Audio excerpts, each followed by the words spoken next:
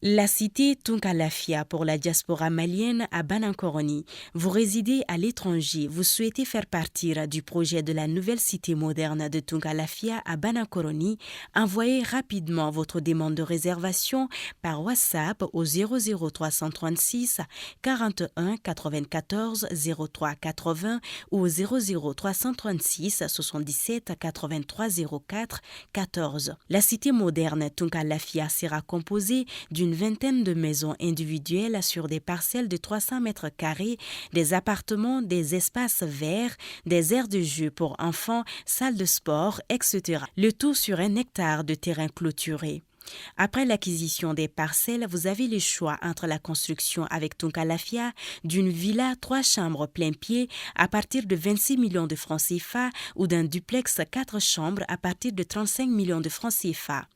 Vous pourrez aussi faire le choix d'acquérir un appartement en copropriété dans un des immeubles de la cité à partir de 17 millions de francs CFA.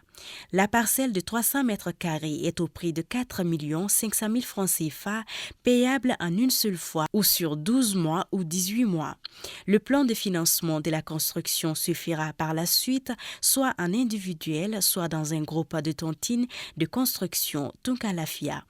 Le projet de cité Tunkalafia à Banankoroni, un havre de paix et de tranquillité pour un séjour ou un retour au pays serein et en toute confiance. Avec Tunkalafia, pour chaque Malien de l'extérieur, une maison à l'intérieur.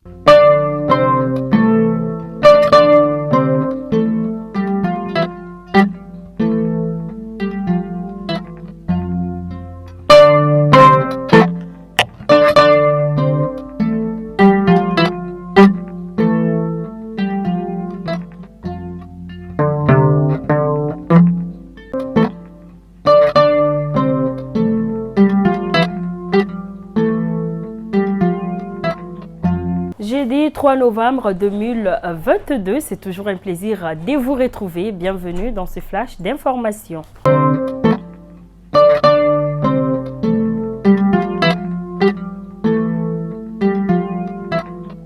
Le président de la transition, son Excellence le colonel Assimi Goïta, chef d'État, a réussi le capitaine Ibrahim Traoré, président de la transition du Burkina Faso. Il est arrivé au Mali hier, mercredi 2 novembre 2022, dans l'après-midi pour une visite d'amitié et de travail.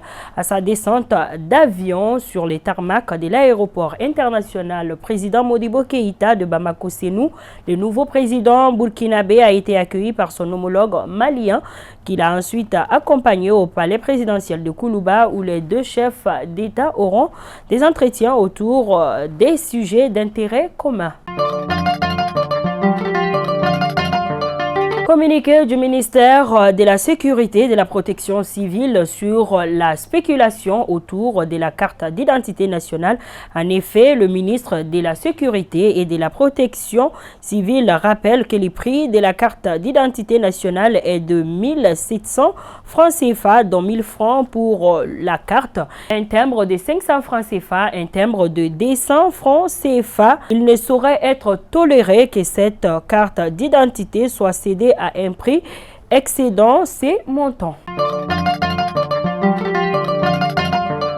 Justice, l'écrivain Doumi Fakoli était encore de nouveau à la Bige hier, mercredi 2 novembre 2022, et devait être présenté au procureur de la commune 4 hier après-midi. Selon les informations, il est reproché d'avoir pris position dans l'affaire qui oppose la communauté musulmane à l'auteur des propos blasphématoires. Il faut également noter que le Haut Conseil islamique a porté plainte contre M. Doumi Fakoli, le doyen de Kamita.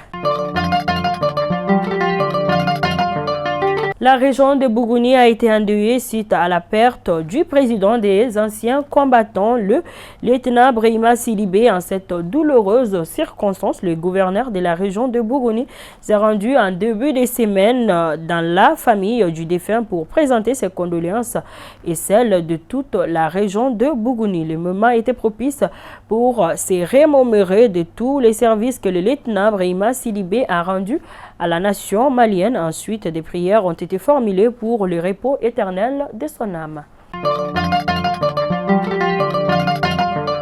Opération Mali-Russie, la Russie approvisionnera le Mali de 60 000 tonnes d'hydrocarbures, 25 000 tonnes de bleu, 35 000 tonnes d'engrais qui seront acheminés de Moscou à Bamako via le port de Conakry dès la semaine prochaine. L'acheminement de ces produits de première nécessité d'une valeur de 100 millions de dollars, soit plus de 60 milliards de francs CFA, rentre dans le cadre des relations bilatérales entre les deux pays. EDM à la fourniture d'électricité connaîtra des perturbations ce jeudi 3 novembre 2022 de 9h à 15h dans les quartiers suivants Daoudabougou, Faladje, Igea, Faladje, Sokoro, Faladje, Sema et une partie de Nyamakoro. Excellence, le colonel Assimi Goïta, président de la transition, chef de l'État, a condamné avec la dernière rigueur les propos blasphématoires récemment proférés par un individu via les réseaux sociaux contre l'islam, religion de paix et de tolérance. Les présidents de la transition, tout en marquant sa solidarité et celle du gouvernement envers la communauté musulmane, appellent celle-ci au calme et à la retenue. En outre, il a instruit le ministre de la Justice et des Droits de l'homme, garde des Sceaux et celui de la sécurité et de la protection civile de tout mettre en œuvre pour appréhender l'auteur de ces propos blasphématoires contre l'islam ainsi que ses complices afin qu'ils répondent de leurs actes. À présent, les actualités hors de nos frontières au Sénégal. Ousmane Sonko va être auditionné aujourd'hui dans l'affaire Adji Sarr qui l'accuse des viols. L'audition est prévue dans quelques instants à partir de midi GMT. Et nous clôturons ces flashs d'information en République démocratique du Congo qui a décidé d'expulser l'ambassadeur du Rwanda et de rappeler son chargé d'affaires à Kigali. Cette expulsion survient alors que le M23 a pris le contrôle de quelques villes. L'abonné de Malikouna Foni, c'est donc tout pour ce flash d'information. Je vous donne rendez-vous demain, Dieu voulant bien, pour une autre édition. D'ici là, portez-vous bien, que Dieu bénisse le Mali et qu'il protège nos femmes. Bonne journée de jeudi.